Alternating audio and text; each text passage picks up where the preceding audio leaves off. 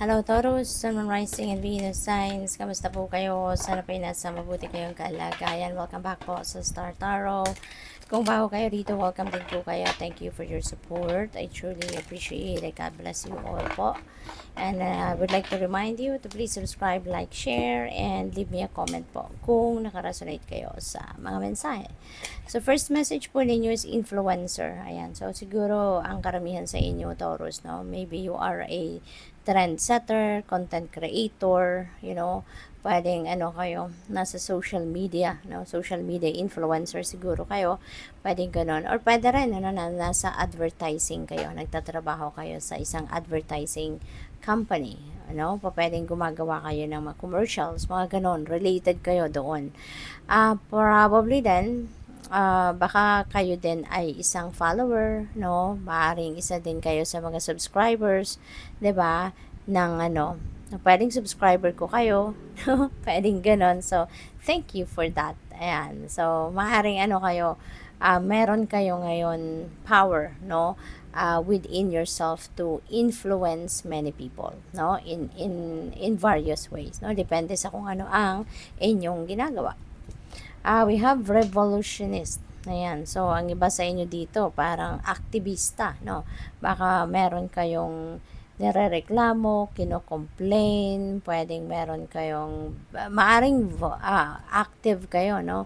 Sa social media, active kayo sa mga usapin sa gobyerno, mga issue ng lipunan, maaring kayo ngayon, no? Naghahanap din kayo ng hustisya, no? Pwedeng ganoon din ang ganap dito. Maaring meron din kayong mga paninindigan, no, na gusto ninyong ilabas, gusto ninyong i-share sa ibang tao, no? Maybe you are also seeking for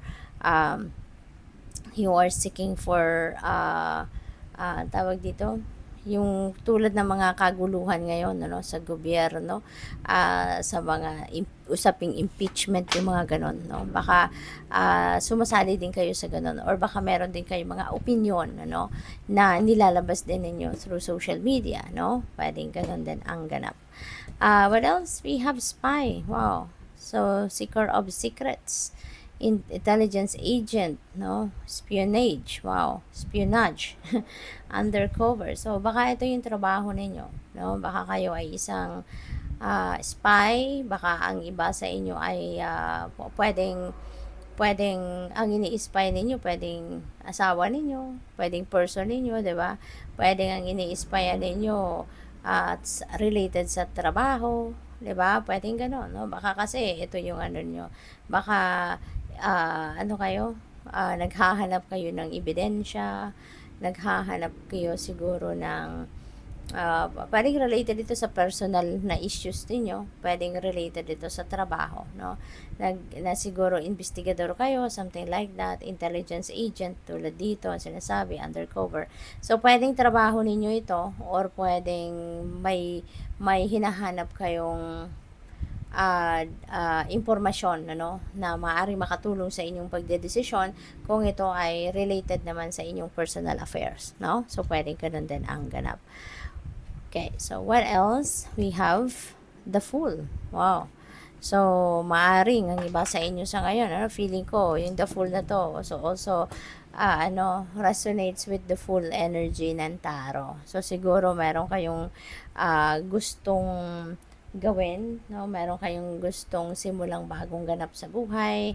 Maybe you are planning to start a new chapter in your life. You are planning to start a new endeavor, diba? A new venture sa buhay, pwedeng ganon. And maaaring kailangan mo ngayon na mag-research, kailangan mo ngayon na mag-imbestiga, kailangan mo na alamin ang mga impormasyon, detalye ng kung ano man ang gusto ninyong simulang bagong ganap, no? Kasi po pwedeng hindi pa ninyo to alam, no? Kasi si The Fool, diba, sa tarot, siya, parang he's taking a new adventure, on a new adventure. Hindi pa niya to nasubukan ng mga gagawin niya, hindi pa niya nasubukan before, as in first time niyang gagawin, yung mga ganon, kaya maglalakas ng loob siyang gawin yon, kasi outside of comfort zone niya yon, no, na gagawin niya. So, maybe ganon na ang ganap ninyo ngayon, na maglalakas ng loob ka na i-embrace ang isang venture dito, isang endeavor. Pero yun nga, no, before kayo mag-take action, before kayo magsisimulang mag-take action towards this, kung ano man ang endeavor na to, baka kayo ito, no, na mag-iimbestiga muna kayo, aaralin nyo muna, mag-gather muna kayo ng facts, mag-gather muna kayo ng mga impormasyon, ano, para makatulong sa inyo. So, what else? Taurus.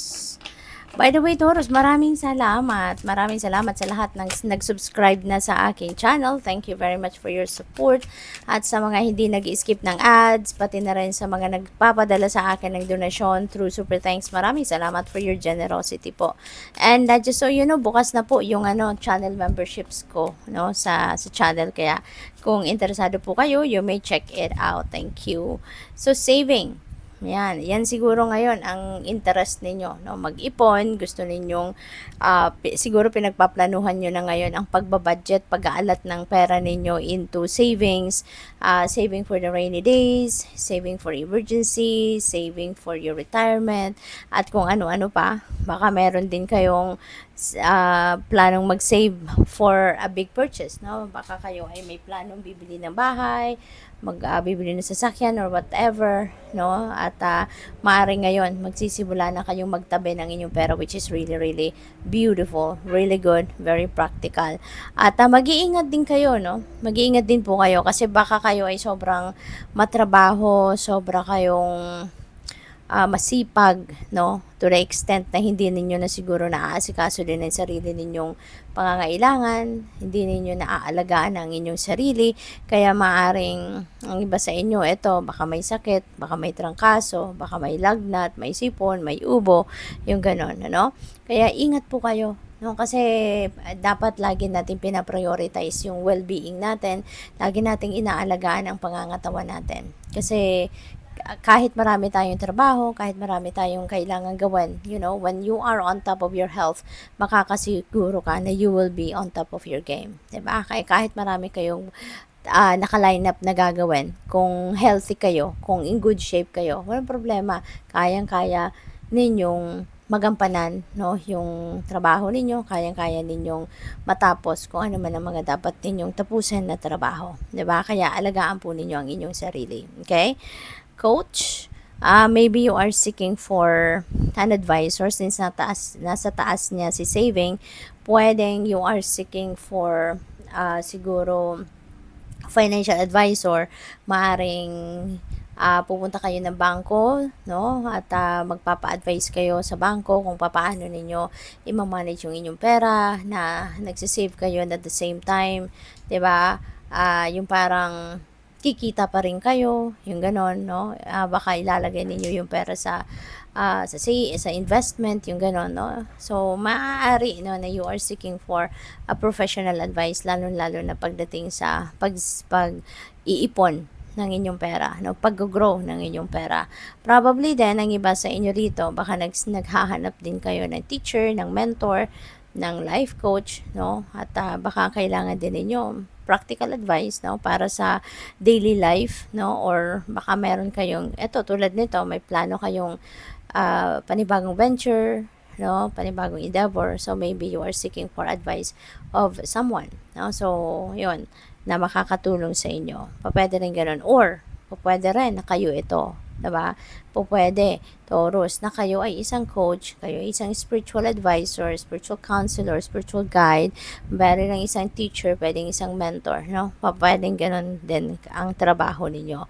Perseverance, no? Lahat ng ito, no? Lahat ng mga gusto ninyong makamit sa buhay ninyo, makakamit ninyo yan, provided that you are going to continue to persevere, you're going to continue to work hard, you're going to continue to be focused, no, doon sa kung ano man ang goal ninyo, no? Kapag nagsisipag, kapag nagtsatsaga, may dilaga, hindi ba?